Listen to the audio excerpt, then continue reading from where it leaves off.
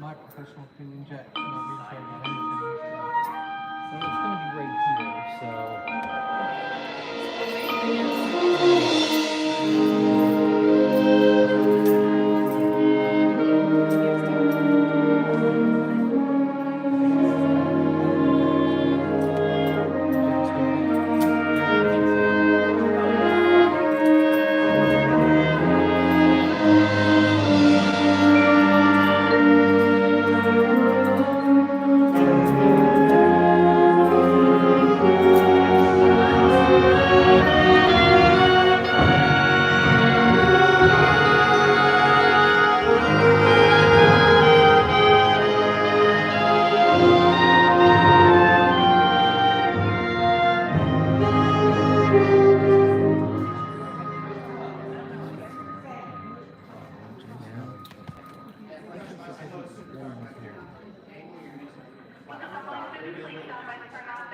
It doesn't show my name.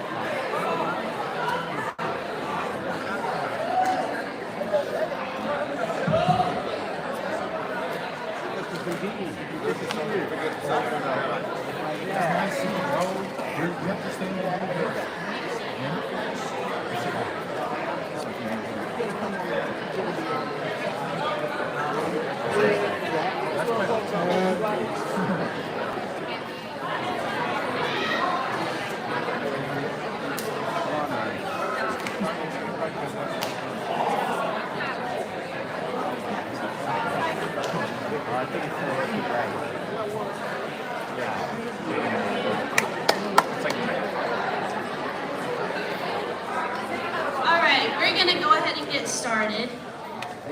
I just want to welcome everyone to our third annual flag raising ceremony for the Whitlo Career Academy Soda chapter. I want to thank everyone for being here. We really think organ donation is important, and we just want to share our passion with you guys. My name is Brooke Schrader. I'm the Vice President. Our leadership team and speakers today have dedicated their time to put together a program for you. We want to share with you the importance of organ donation. So SODA stands for Student Organ Donation Advocates, and we just focus on encouraging high school and college students across the United States to advocate and educate about organ donation. Our leadership team actually founded the first chapter in the state of Indiana. Through our effort, we are able to encourage other community schools to start their own chapters. We host and attend many educational events throughout the school year. We work with our organ procurement organization, Indiana Donor Network, to ensure that the information that we share is accurate and up to date. We want to encourage more people to sign up to share the gift of life. There's currently over 1,000 Hoosiers on the transplant wait list. You may know someone who has received an organ transplant. Surgeons utilize tissue grafts in both trauma and acute repairs. While organ donation can be a hard topic for those waiting to receive a transplant, it's seen as a miracle through the eyes of our grateful recipients. We want to thank you for being here, and I hope that we can move you to sign up to be an organ donor if you haven't already. Our first speaker today is Marty, who works at our organ procurement organization, Indiana Donor Network. We work with Marty to organize our events and obtain the materials and funding that we need. Without the support of our OPO, we would not be able to continue our advocacy. Please join me in welcoming Marty as she shares with you a little bit about Indiana Donor Network.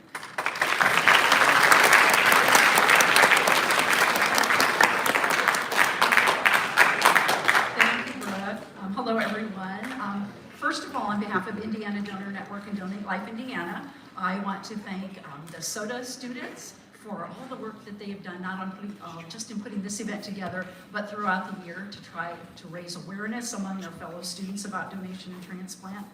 The school administration and staff, I spend a lot of time in schools, and I know to pull together an assembly like this for so many students takes some extra work on everyone's part. We appreciate that, so that we can give students today that opportunity to learn some new information and hear some personal stories that could someday touch your life or make a difference for you. So students, I have a question for you. How many of you have already made at least one trip to the license branch to get either a state ID card or your work on getting your first driver's license? I'm seeing some hands. How many of you plan on probably doing that before you graduate from Whitlo? Those of you that have been already know that one of the many questions they ask you when you and a parent or guardian go to the license branch is whether or not you would like to sign up as an organ and tissue donor and join the state donor registry. When you're under the age of 18, you are allowed to sign up but that adult from home that goes with you has to sign off and give you permission to do that. So hopefully today you'll get some good information, and it will encourage you to have a little talk with the adults at home so you're ready when you make that important trip to the licensed branch. You can get more information at donatelifeindiana.org, or you're very fortunate here at the school where you have your own resident experts on donation and transplant, and so they can answer questions and they'll provide more opportunities for you as well. So we're here during the month of April because April is National Donate Life Month. It's a time when we're going throughout the state and on a national level as well, raising awareness of the importance of organ and tissue donation. We thank the 4.3 million people right here in Indiana, just in our state, that have already signed up to be donor heroes. And we show support for the more than 100,000 people that are on the waiting list today, waiting for a life-saving transplant. And over 1,000 of those people live right here in Indiana. We celebrate the gift of life with all those transplant recipients that have received that organ or tissue transplant that they needed to get that hope and healing that they needed. And most importantly, during April, we honor the organ and tissue donors who have provided hope and healing for others at the end of their own life.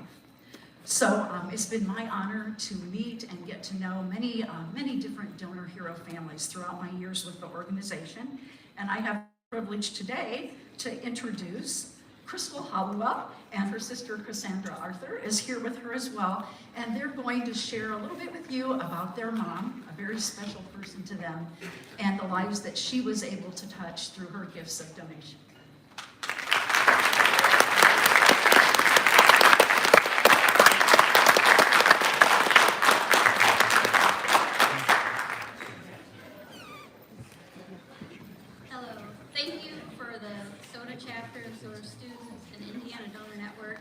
for allowing us to be here to give information about organ donation, transplantation, and tissue donation.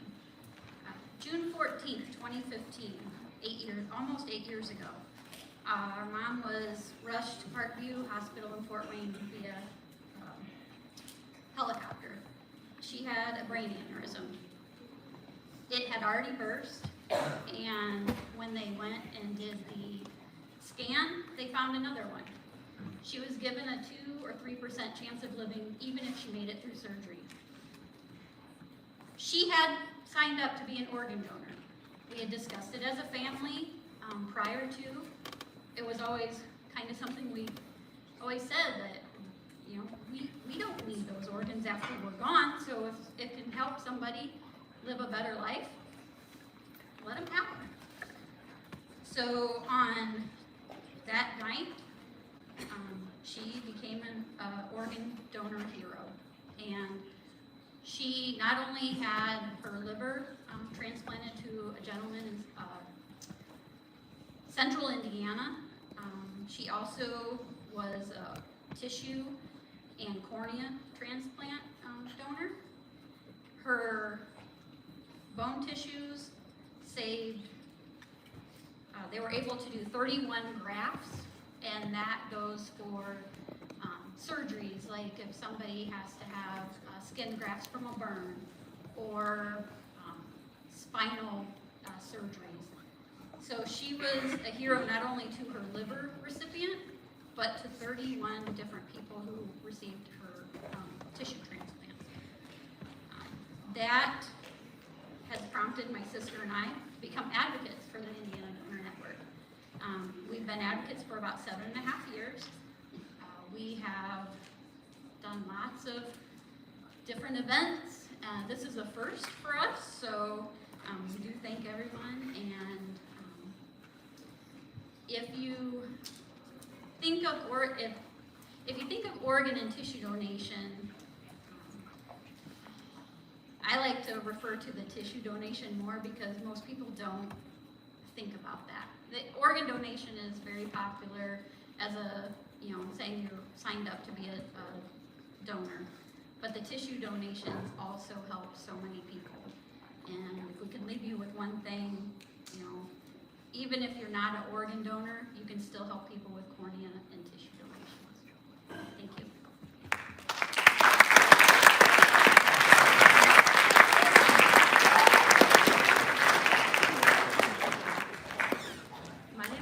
Allison Tucker. I am our Secretary and Treasurer for SOTA. I'm here to introduce Daniel Ammett. He is an organ recipient who received the first double lung transplant at the young age of 16. This happened due to a vaping-related illness. Daniel is now the founder of Fight for Wellness and is currently 20 years old and a sophomore at Wayne University. He previously has been featured in documentaries, including a soon-to-be-released Netflix series called The Big Vape. Now Daniel is a dedicated advocate for youth health and wellness in an effort to put an end to youth vaping epidemic. Unfortunately, Daniel is not able to be here with us today, so Jamie Turnbull, his representative, is here to talk about his story and share his experience with everyone.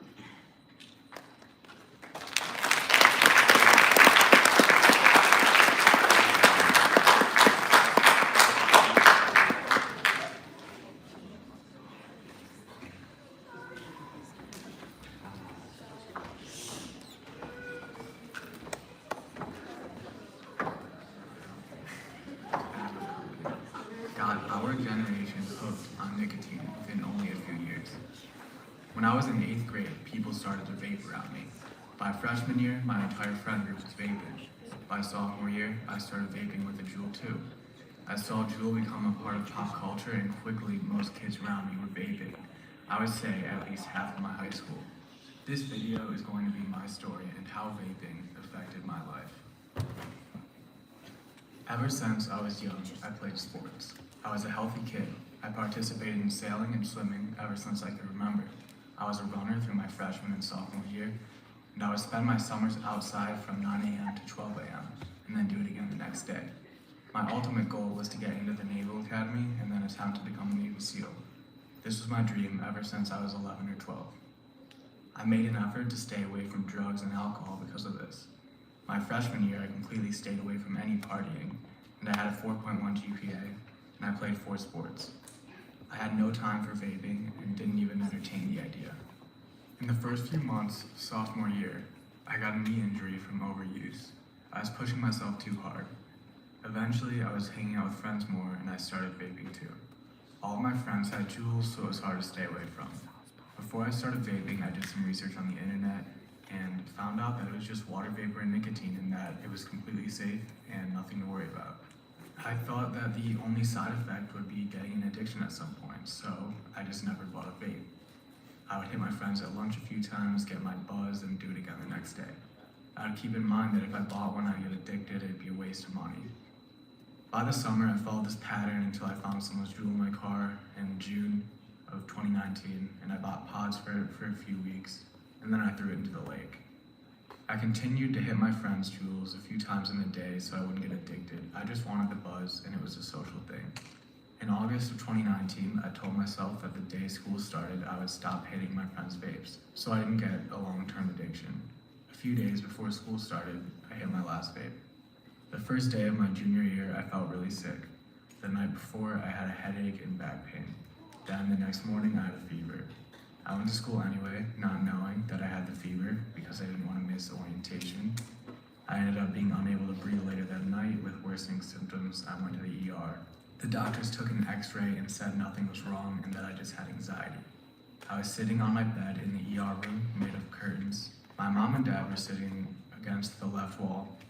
This is the last image I remember before 55 days of nothing, but it was instant in terms of time for me. Within that time, where I remember absolutely nothing, I'd been through 2 hospitals, put on ECMO, which is basically life support, was in a 2-week coma, and received a double lung transplant. I woke up with no recollection of who I was, where I was, or even what I was. My ego was so disillusioned from all the drugs from the surgery. I had delusions and nightmares. I thought I was kidnapped on a prison ship, and I thought the nurses were trying to kill me. All while being unable to talk and feeling like breathing on my own was impossible. Over the next few days, I slowly understood what the nurses had told me, that I had a double lung transplant and it was due to vaping. My instant thoughts were that I would never be a Navy SEAL. When I woke up, I could not talk. I could not eat, I could not drink, I could not lift my phone, I could not lift my head, I could not lift my legs, I could not move. I had gone from 155 pounds to 99 pounds, losing 30% of my body mass. 1 second, I was short of breath in the ER, and then I was waking up in an unfamiliar body, unable to communicate. In a word, it was terrifying, but that doesn't do it justice. I stayed in the hospital recovering for 20 more days. I could not stand on my own when I got out. Eventually, I could stand and walk again. I had to go through months of intense physical therapy. I received my transplant October 15th, 2019. I was the first double lung transplant due to vaping. I decided I would start my nonprofit Fight for Wellness with the main starting goal of combating the youth vaping epidemic in the simplest way I thought to, by sharing my story. I started speaking at schools. Eventually I was doing some meetings during COVID at different events. I did interviews and I filmed a PSA for the Michigan Health Department. I've also participated in multiple documentaries. Throughout that time, I was working out, eating as much food as I could. I had to catch up my entire junior year online, and then also my entire senior year. I never got to go back to school after my first day of junior year. I'm now still working on my nonprofit. I still have a goal of helping the youth vaping epidemic, and it seems to be worse than ever. In the past year, every single new person I've met around my age has been vaping. It seems worse to me now than it was when I started. I still see it around me every day. So yeah, that is my story and how vaping has affected me in my life. I encourage that if you do need help quitting, reach out to someone, go to an adult, and if they really care about you, they won't get mad, they'll help you. And now on to what I'm doing now. I've always had a passion for video and music production. I'm currently working on a documentary with the New York Times, and I have plans to film an independent documentary to spread awareness about the youth vaping epidemic that is worse than ever. I'm turning a bus into an RV with my friend to follow these passions and projects. I included this segment about what my goals are for the future and how I'm working toward them because I want you to think about what your goals are and what you want to do. Vaping changed the trajectory of my life, and I had to completely reevaluate everything. I encourage you to understand that vaping and substance abuse can have drastic effects on your health and therefore affect your plans for the future directly. Our dreams and goals are what we live for, and we need our health to achieve them. Like I said, time is the most important resource we have, and I've learned that from experience. If you're currently vaping and you don't know if you want to quit, I'll ask you this. Is it worth that small buzz that you're getting every day, or maybe you're not even getting a buzz because you've been vaping for so long? To sacrifice your health and your time, which is the most precious resource we have. Think about what's going into your body, who created that, where it came from. You have no idea. The only thing that you should be inhaling is oxygen in the end, and make your choice for yourself.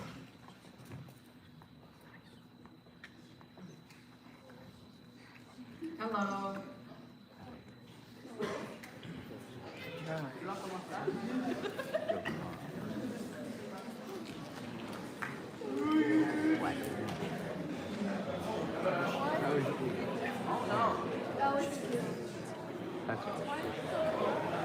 Lay it down.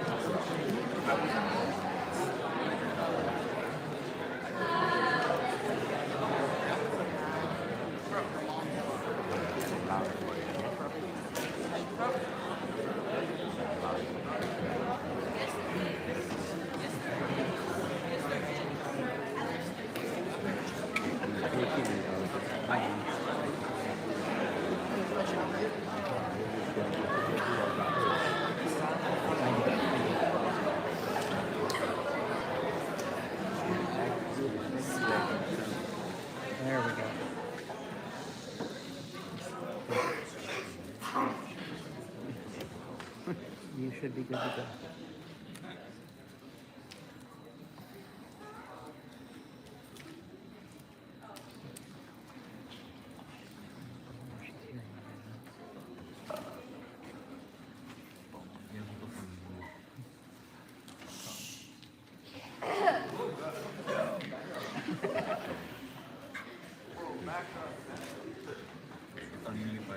I know, but it's not picking up off the computer. Can you hear me? I'm not hearing you. I just, here I am. There we go. Okay, you're good to go. Thank you. Everything going well? Is the video showing now? Oh, it showed great. Great. It's up, and it just finished. Fantastic. Good afternoon. I'm really proud to be part of this event today, and I really want to thank you for everybody putting this together. Tammy, especially you and the students for making this such a priority in your community. I have had the pleasure of being a board member of Fight for Wellness since it was founded in 2020. I knew Daniel growing up. I'm a parent in this community, and my daughter is one of Daniel's best friends. So this cause, Fight for Wellness and Gift of Life, is very near and dear to my heart personally and to our family. I am very sorry that Daniel couldn't be here today to share his story. I hope that the video that he created about his life and his experience that has led us to today was helpful in giving a glimpse of what he has been through, some of the obstacles that he has been through, the highlights of his life, and then where he's headed in the future. We have been through a lot, Daniel and I. In my role as Fight for Wellness board member, I am his manager. So I do everything that I can do to help with all of the inquiries that come in, and I am not exaggerating in saying that I get multiple inquiries for Daniel to speak across the country, if not to students in town hall settings or classroom presentations. He has been a part of several documentaries, and we continue to get these inquiries because the vaping epidemic has only gotten worse since the pandemic, and the stress that has been put on our youth through the pressures of social media and peer pressure has only made the need for Daniel to get out and tell his story that much more. So I can give an example of some of the things that Daniel has been doing. One of the probably the most interesting things that will be coming up is Daniel is going to be featured in a 4-part series, a Netflix series, a docu-series about vaping called The Big Vape, that was based on a story written by a Time magazine writer and a book that was written, which also featured a bit about Daniel's life. But what he has been able to do by taking this tragedy and this illness and this situation across the country to share what he has experienced has really been a remarkable journey for Daniel. There have been a lot of highs and a lot of lows. Today would be a low day because he can't be here to be with you. Today would be a low day because Daniel doesn't feel good enough to get up, to get out of bed. He has a hard time putting on weight and getting his nutrition balanced with the level of medication that he takes. And for those of you that are familiar with lung transplant process and the medication that's required to stay alive, it's a daunting task on a daily basis to keep that balanced to avoid rejection. And so I believe in the introduction, you know that Daniel is a full-time student at Wayne State University. He's studying business. That wasn't Daniel's path, but that's where he is now. And every day his goal is he has multiple goals: to be healthy, to help others, to provide for himself, and to educate himself. And he has some other goals from a lifelong hope and dream of a career in filmmaking and content moderating, and I think that he's going to do some great things It's just going to be a bit of a rougher road because of the hand he was dealt. But I've never seen Daniel feel sorry for himself. I've never heard him complain. I've only seen him with the most positive attitude toward the future, even on the days like this when he wanted to be there to share his story in person. But I'm blessed to be able to have been by his side since he was diagnosed with this vaping-related illness that caused him to get a double lung transplant. And I was with the family when there was an interview with the lung transplant team to see whether or not Daniel was worthy of getting new lungs and what his history was like and his experience with any type of drugs or alcohol. And there's a lot that went into being able to share that he really did have a very good, healthy lifestyle and was perfectly healthy before he came down with this illness. And it really came overnight. I think what the most interesting thing about Daniel's story is all of Daniel's friends, majority of his friends vaped. And sadly enough, the majority of his friends still vape. And it's a bit of playing Russian roulette. When you make a choice, like trying something, a chemical that is dangerous, you're making a choice that could possibly change the trajectory of your life. And that is exactly what happened to Daniel Ament when he was 16 years old. And so today I'm here to answer any questions about Daniel's life, his experiences, the best I possibly can through his lens, and hopefully give you some steps as students and educators to help to provide the support that's needed to get through this epidemic that we have. And again, I just want to thank you for allowing me to fill in for Daniel, who is a remarkable, remarkable young man. And I'm proud to be here.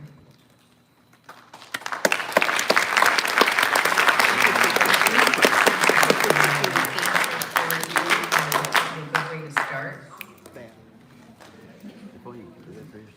If you want, I can. So just go right ahead and raise your hand and repeat your question, and then I'll repeat it over the microphone, so hopefully she can hear us.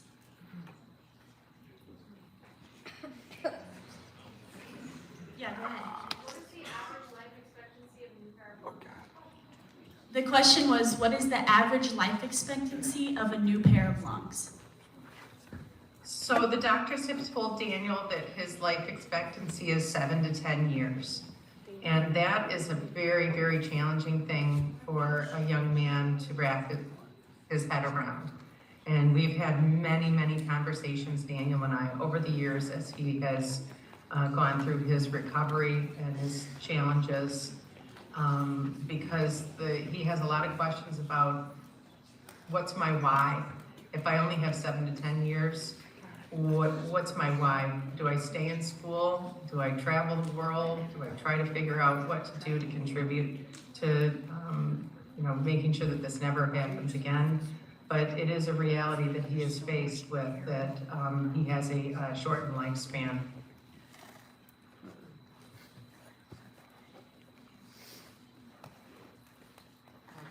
Go ahead, up there. Yeah. Yeah. What was the medical condition that he had? The question was, what is the medical condition that he had? What is his medical condition currently? The medical condition that was the need for the transplant. Yeah, so he had a vaping-related illness that was referred to as EVALI. And this took place in September of 2019.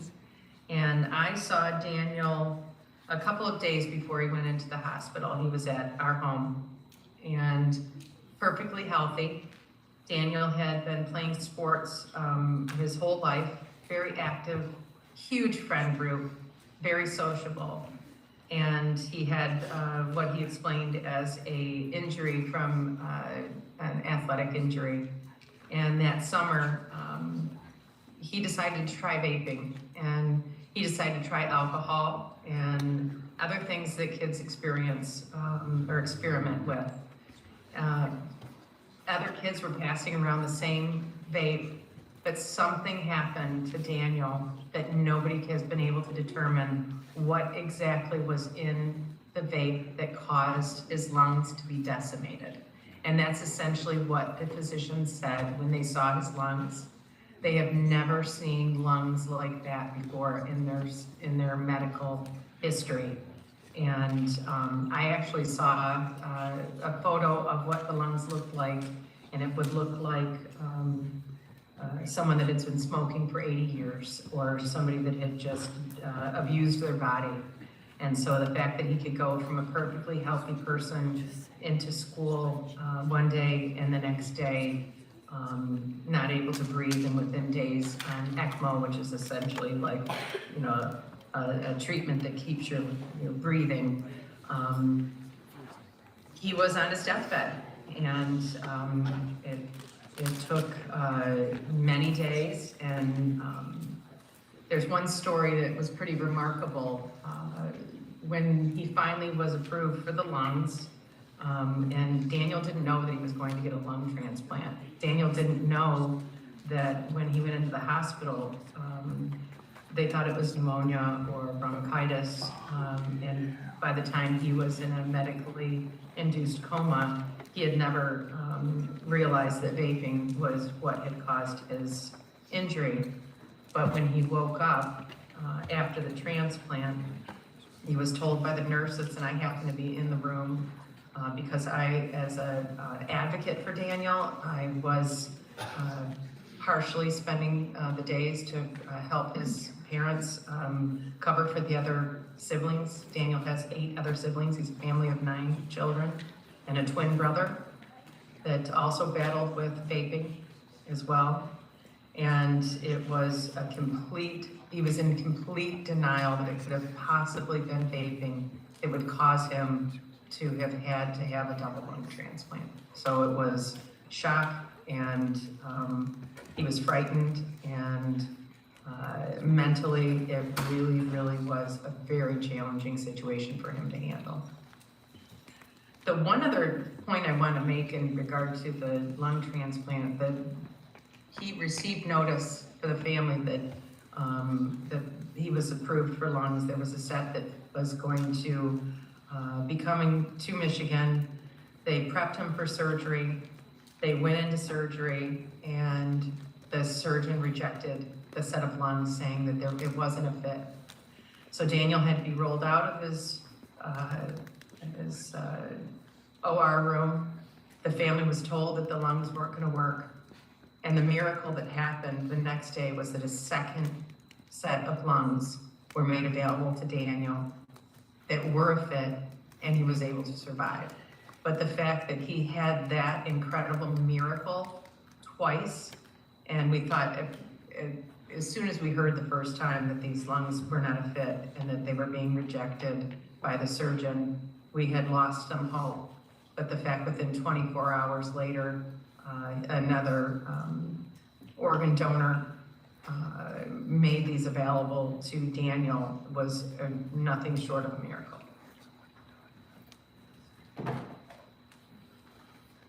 Right here in the middle. Has he gotten any other transplant? The question was, has he received any other transplant? Yes. So Daniel has not received another transplant. He's only had his one transplant in October of 2019. Yes, Ms. Coyle. Considering that Daniel's friends still vape, how does that make Daniel feel when he's around them? She said, considering that Daniel's friends still vape, how does Daniel feel when he vapes around them? It's very hard for Daniel to accept the fact that people aren't smart enough to see, or that they're so addicted they can't quit. When I first started my journey with Daniel, and I have full disclosure, my daughter, who is 19, struggled for years, even after Daniel's lung transplant. And it's hard to believe, sometimes it's hard for me to say it out loud, that my daughter continued to vape after Daniel had his lung transplant. And they were very close. My daughter sat by his side holding his hand night after night doing her homework at the hospital, watching him. I was there in the morning, she would go at night, help to relieve the parents, but she was addicted to nicotine. She was embarrassed to tell me, she was hiding it. I went from the very beginning of learning about this vaping before Daniel got sick to the first thing as a parent, I was recommending that there had to be consequences for these children that were vaping. I quickly learned that what there needs to be is love and support and resources available to these kids to learn to quit. And I think that's what Daniel has found with this frustration that his friends or new people that he meets, wherever he goes, vaping is everywhere. And many parents don't want to believe that their children are vaping. I was one of them, and Daniel's parents were one of them. We're also in the same boat. But they all came about it by way of this marketing to these kids that it was safe and it was, just flavored water. And I remember my daughter coming to me saying, "It's just flavored water, Mom, why can't I vape?" And this was in 8th grade. And we live in a suburb outside of Detroit that's it's a wealthy suburb, but it has its challenge with underage drinking and trying and experimental at a different level. But there was it's been a very hard thing to see him watch the kids around him still struggling with the addiction, and the people that he knows are even trying it for the first time. He has felt, I think Daniel has probably done over 100 presentations, either in person or virtually. And what he's finding is that the high school students are having a really hard time even, connecting with Daniel because they're already so addicted. Where he finds the best possible way to make a difference is in the middle schools before students are introduced to vaping, because once they start, it's incredibly addictive. The amount of nicotine in one vape pod equals 200 cigarettes. And that it's an unbelievable concentration. And what we have found with the studies is not only is it hurting your lungs, it's hurting your ability to be healthy, and it's also affecting mental health of students across the country because it is causing anxiety. It's counterproductive to a healthy lifestyle, mentally and physically.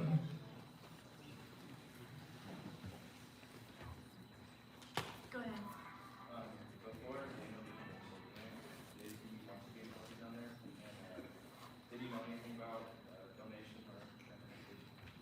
The question was, before Daniel needed the transplant, did he know anything about organ donation, and did he want to be an organ donor?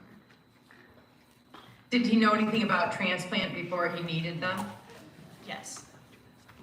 So Daniel, from what I've spoken to him about, just throughout our, conversations, is where he's familiar with it, but he had never known anything about what it took, even to get approved for a transplant of any organ.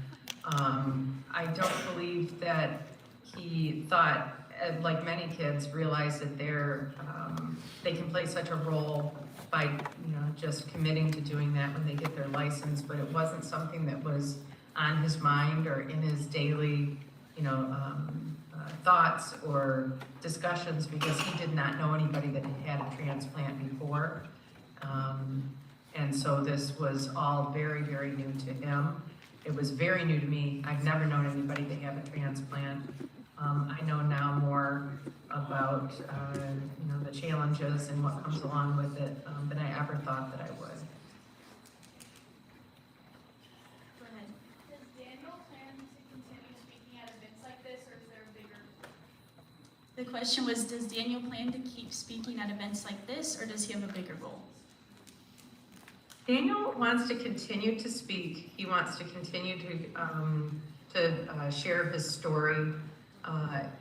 Daniel would like to start a career in filmmaking. He already has started quite a bit, actually, and with a lot of what he has been able to do, even creating the video that he created that was shared today, has been something since he was going to be a Navy SEAL. That was his #1 goal. My husband is a military man in the Army, and he would come and have dinner with us ever since he was in 6th grade, 7th grade, 8th grade. And he'd always talk to my father about, or my husband about being a Navy SEAL. His father was in the military as well, and that was a huge, huge goal. His brother is the Director of Health for the Pentagon, which is a pretty incredible job to have, also a military man. And he really would like to be able to have a career in video editing, production, and has already started a production company, which has been really exciting for him and a way to get out and meet new people. I think probably one of the biggest challenges he has right now in a small town, everybody knew what happened to Daniel, and there's a lot of guilt for the kids that didn't have the lung transplant that still vape. And so, sadly enough, Daniel's friend group got very, very small following his illness and his transplant, and it's really hard for him to navigate those same friend groups now because he's far more mature about things like drugs, alcohol, and how it can affect your life going forward. Go ahead. How did his siblings feel when they saw him on his deathbed? She asked, how did his siblings feel when they saw him on his deathbed? So he had all of his siblings really struggled with the reality of what was facing Daniel when he was on life support. I think the two siblings that suffered the most, and I'm going to try not to get too teary-eyed because I'm very, very close with Daniel. He had a younger sister that looked up to Daniel because he was so incredibly bright. Daniel was an academic scholar. He was an incredible athlete, a great sense of humor, good-looking guy. And Madeline, his younger sister, really looked up to Daniel and saw him so vulnerable for so long in the hospital. And then he had lost all of his muscle, all of his weight, and was very thin and very frail. And she had a very hard time with that and struggled quite a bit. And I think the one that struggled a lot right after Madeline would be his twin brother, David, who had different career goals than Daniel. Daniel had a real strong path of academic and Navy SEAL, and David had a real path of wanting to be in the skilled trades. And so where there was always competition, that twinly competition, the guilt that he had because he still vaped, he was at the same gathering the weekend before his illness came over him, and so guilt that it wasn't him. And the other siblings live all over the country, so they didn't really experience what Daniel was going through on a day-to-day basis, like his brother David, his twin, and his younger sister. Any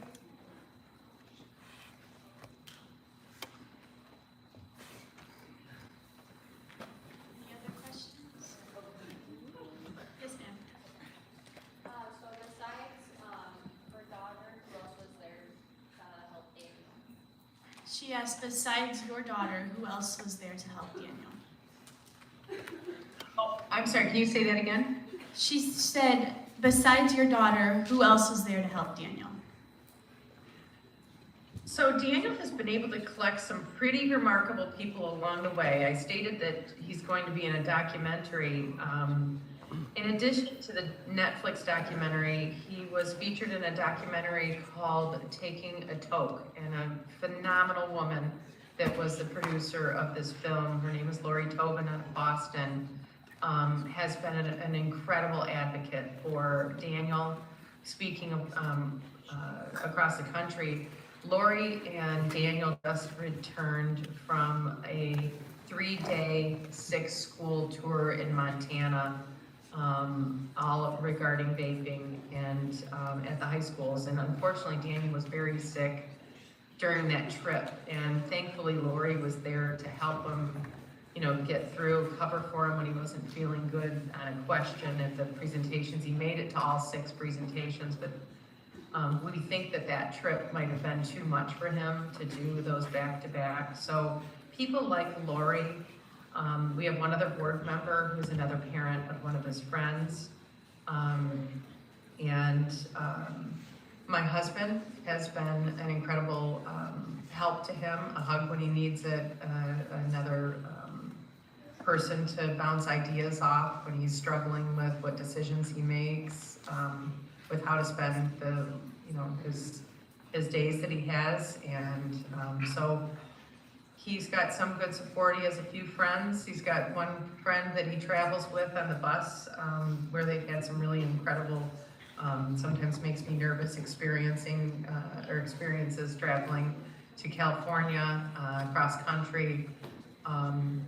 But to be honest, he's got a very small support group, and that has been a challenge for him.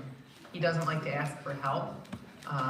He spoke in Alaska last year and was incredibly inspired by a gentleman that runs a health organization for a reservation or a sovereign community, I should say, in Alaska.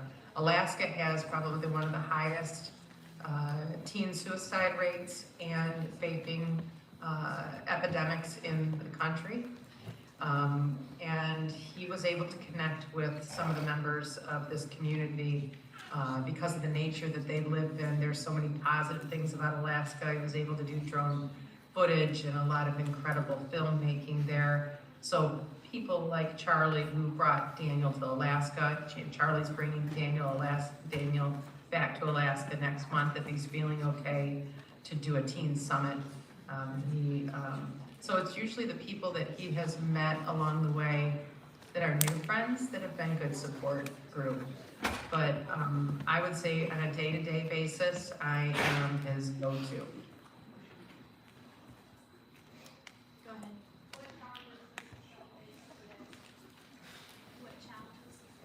She said, what challenges does he still face today? Daniel faces the challenge of getting up and feeling good every day. He cannot put on weight. He has significant digestive issues. Daniel has night terrors that keep him up at night because of his experience and so much that he's been through. He suffers from anxiety, and I haven't gotten him to say that he's depressed, but the anxiety can be overwhelming sometimes for him. He's doing excellent at school, but there's a lot of pressure to keep up with his school at Wayne State University to get his business degree. And I would say making new friends because a lot of the other kids have moved on and they've gone off to college, they're living their lives. I think Daniel would like to live the life of a 20-year-old college student, and instead he's living the life of a speaker about a tragedy that happened to him. And it's every day he wants to do right by going out and getting to as many schools and people as possible, but it has brought with him a lot of extra pressure, and I try to keep a balance for him. I try not to overcommit him because he could literally be at a school or 2 or 3 every day of the week with the amount of inquiries that we have.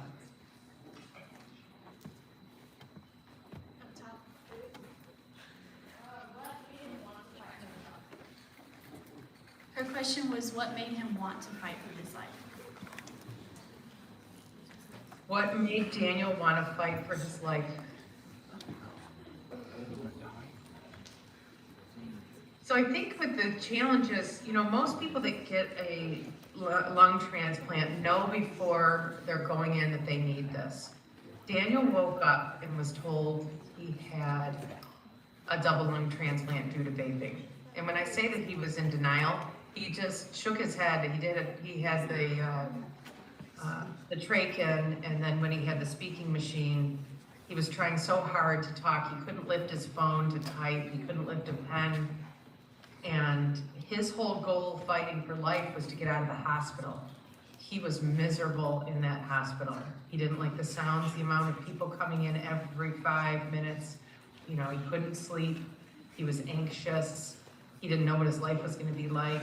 And so I think the first part of it was just, I'm going to fight so I can get out of this hospital. And then he had to go to rehab. And the rehab was because of his age, he turned 17 in the hospital. He turned 17 on November 1st. And his lung transplant was October 15th. He had to go into a rehab, and he went into an adult rehab with a lot of adults that had had strokes or falling incidents, and it wasn't really a pediatric facility. And so his next fight was, I'm gonna get strong enough so I can get out of this rehab. They told him he'd be there for a month, and I think Daniel got out in 4 days. And that's just the kind of, fighter he is. And then the pandemic hit, and during the pandemic, where he was already having to be isolated because of his, risk for even flu before the COVID-19 came along, then everything got very shut down. So to add insult to injury, Daniel had to go into further isolation. And during that time, one of his best friends took his life. And that was another setback for Daniel because he couldn't go to the funeral because it was a large group. So then it was, how do I get through just so I can get healthy enough, strong enough so that I can get out and talk to people and see people. And we all know how COVID went. Schools were shut down, and months and months and months went by, and Daniel was still isolated. So he kept fighting, and he kept getting stronger, and eventually, things opened up again. But I think that, his fight was, every step it was just to get to the next step. Okay, I think we have time for one more quick question, if anybody's got one. How has this experience changed Daniel's perspective on life? How has this experience changed Daniel's perspective on life? How did the experience change me?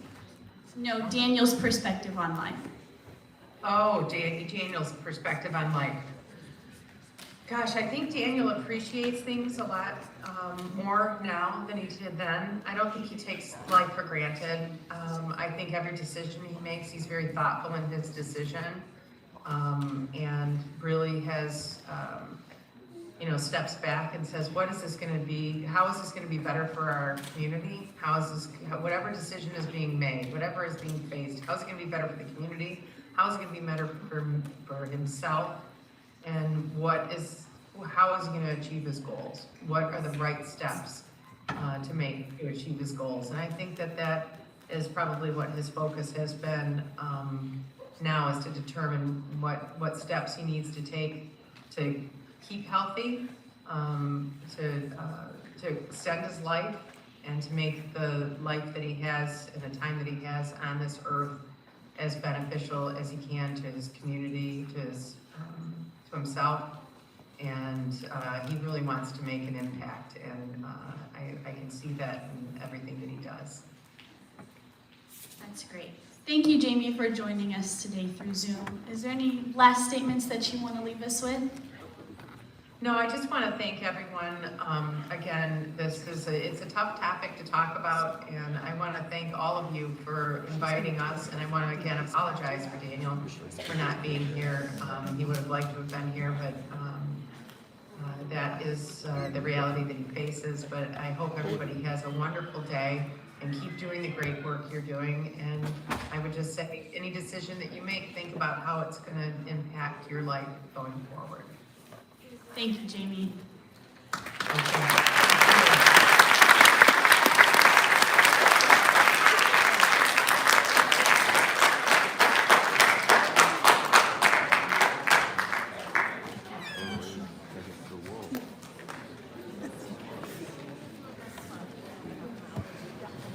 Okay, our next speaker is Reverend William Carney, pastor at Redeemer Lutheran Church.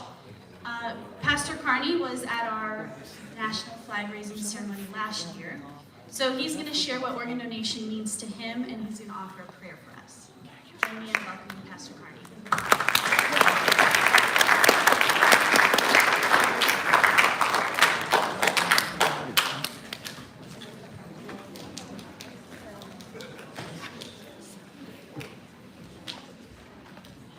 you, Brooke. It's great to be back. Oh, it was a different building last year, but I was here last year and spoke a brief moment or two about my road. And I do not want to step on Daniel's feet and his powerful story. So I don't want to take too much of your time today because I want the words that Daniel spoke to you and his caregiver spoke to you to be the last thought that is in your heads and your hearts today. But I do want to do two things, actually three things. I want to, at the end, offer up prayer for all the organ donors and the recipients.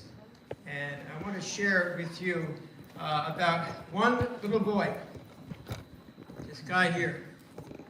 I'm sorry it's not a bigger picture. It's the best one I had sitting in my office at the time. This is my little buddy. This is Owen Arsmendi. He's my grandson, actually, but I call him my little buddy. He had a knife. He'll turn 4 years old next month, but he had quite a start to his life. He was born with a rare disease, Krabbe leukodystrophy. It's a rare disease that has no cure and no treatment. His oldest sister, Evelyn, died when she was 3.5 years old. Because at the time there was no rare disease testing as part of newborn screening. And it's sad to say that only 10 out of 50 states today have rare disease testing as part of newborn screening. And my life, my travels, my wife's travels, my family's travels are on a parallel path to Brooke and Soda and the rest of the organ donation and transplantation community. We fight for rare disease testing. And I'm very excited to say that my little buddy is alive and doing well. And Brooke and Blake can attest to that because they see him often in worship, running up and down the aisles. And that's important because he's running up and down the aisles. As we know, he is probably the only one who has Krabbe leukodystrophy that is running without the aid of any assistance. You heard me say he had a rough beginning to his life. About 4 years ago when he was born a month premature. He was sent to a hospital in downtown Chicago where every single one of his major organs shut down. He coded 4, if not 5 times. The doctors gave up on his life. The doctors gave my daughter Heather and her husband Vince no hope of a future for my little buddy. My daughter, being a typical carny, said, "Thank you, you're all fired." And she went out and found a new medical team. And this medical team was put together, and they found a young girl in California. Young girl. I think she was 4, 5, 6, 7, I think how old she was. That gave up her blood stem cells. They flew him to Chicago. I prayed over the blood stem cells, and they were transfused into him. And by September, he came home. And I'm proud to say that next month he will turn 4 years old. Because of the blood stem cell donation. Now I know it's different than what you're hearing now, but that blood stem cell transplant saved his life. We don't know how long he's going to live, only God knows that. I probably will never meet that young girl, nor will he ever meet that young girl in California who gave that donation. On this side of heaven, on that side, we'll definitely see each other again. But each and every day I thank her that she donated life to my grandson. Each and every day, my daughter and my son-in-law thank God above and that little girl for the gift of life that they received. Is transplantation important? Is organ donation important? You better believe it. Ask Daniel. Ask any one of those 100,000 that are waiting on a list.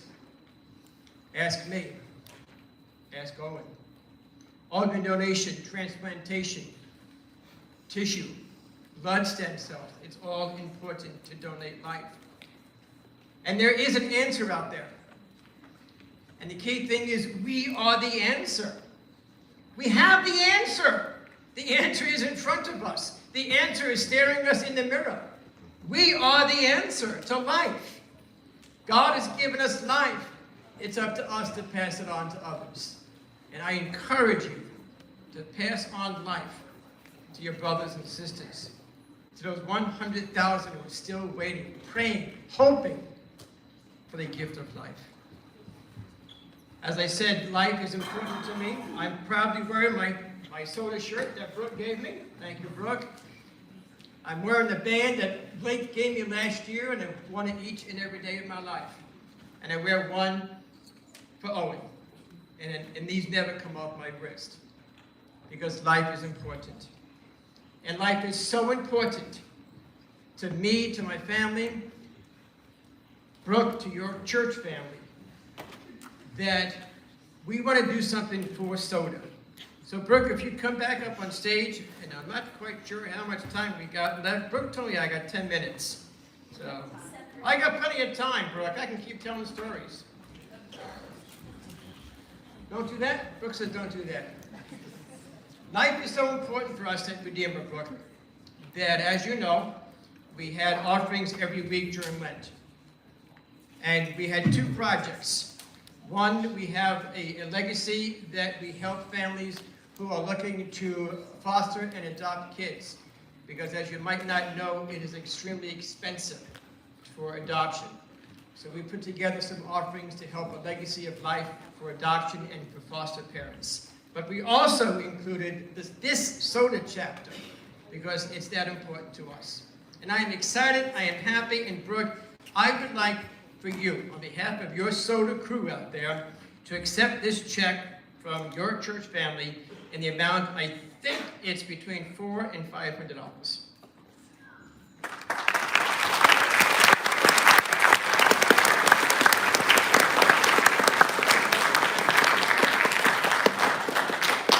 I'm not sure what you're going to do with that, if you're going to put it toward publicity or having a party for your senior friends, or what you're going to do with that. But it's up to you, it's up to soda. I mentioned one last thing I want to do. I want to pray for you guys. You guys are awesome. I want to pray for all the donors, and I want to pray for all the families. So if you please spend a few moments with me, if you would. Heavenly Father, thank you for today. Thank you for this opportunity to come together and to just talk about life and hear about life. And Father, I want to pray for all those who are awaiting donations and transplantation. Those who are hoping and praying for the gift of life. Please give them strength. Give their families strength. Those who dearly love them, who care for them, who are sitting by their bedsides. Heavenly Father, also give to strength and love to those families who have considered organ donation and who are donating. Bless them and let them know how much it means to those who have received and will receive the gift of life. And Father, I thank you for the soda chapter here and all the great work that they're doing, paving the way in raising up voices about organ donation, transplantation, and tissue and skin, and just the gift of life.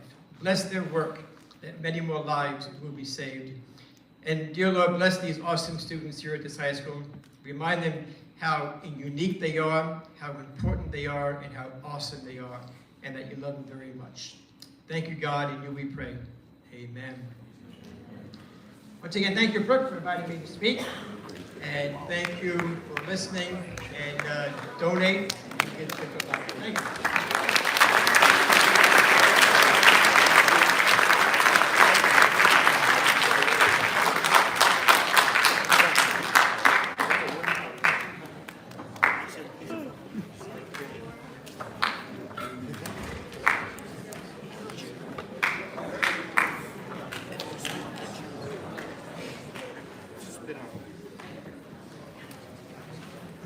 I'm Chloe Hathaway, the president of our Center chapter. The purpose of this entire flag raising ceremony is to honor past organ and tissue donors and recipients. These donors have given the best gift someone could ever receive, the gift of life. And their impact is not talked about enough, and our goal is to change that. The flag we put up today has a great significance to donors and recipients alike. It symbolizes unity, remembrance, and hope while being an opportunity to honor the person who gave this gift. Our goal, after giving everyone here a little bit more information about what the flag represents, is that the next time you get asked if you want to be an organ donor, you truly understand everything that question entitled, and the next time you see a Donate Life flag, you really understand what is the meaning behind a little flag. At this time, we will allow for the designated people to go outside in order to raise the Donate Life flag. Raising our flag is Mrs. Evans, our principal. She is a veteran who served and protected our country, and we are honored to have her as a part of our community and school.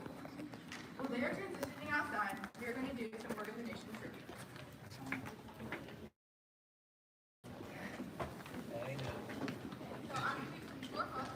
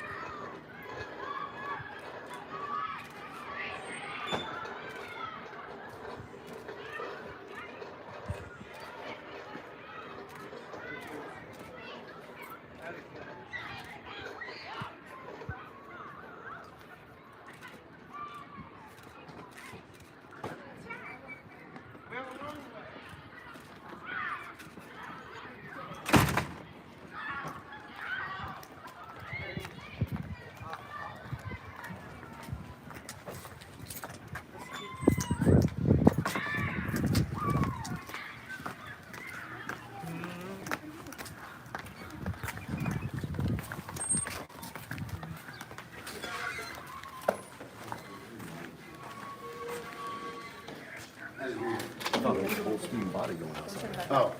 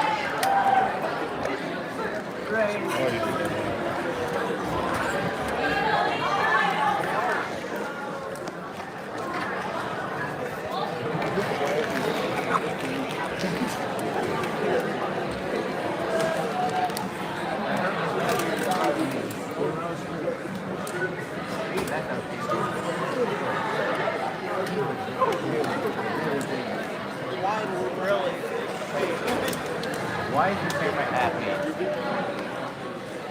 As we continue on with today, at this time the Whitlo Prep Band will play Finding a Way. This piece shows many emotions while trying to find resolution and comfort, while also conveying an uplifting and hopeful spirit to ultimately find peace. Showing that once healing has had a chance to take place, sadness and sorrow are able to be replaced with great memories.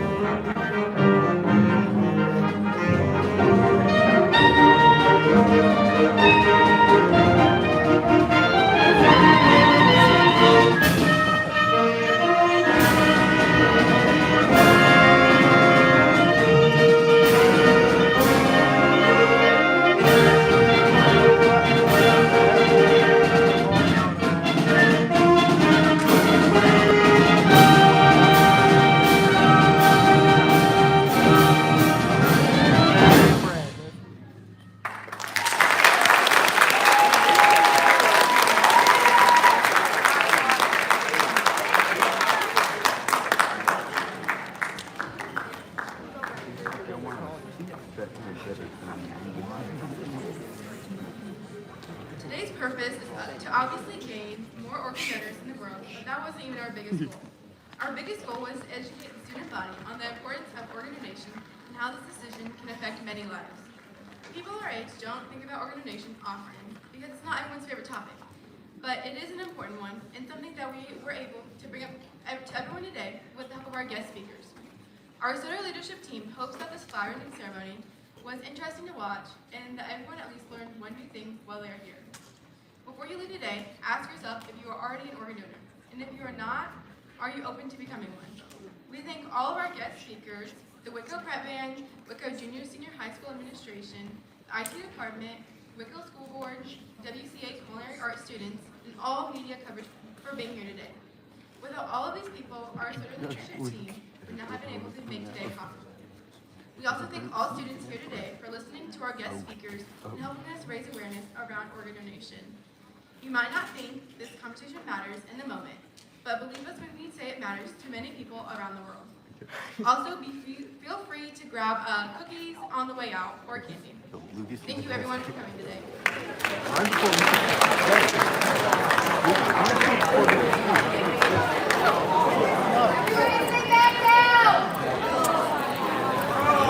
Back up.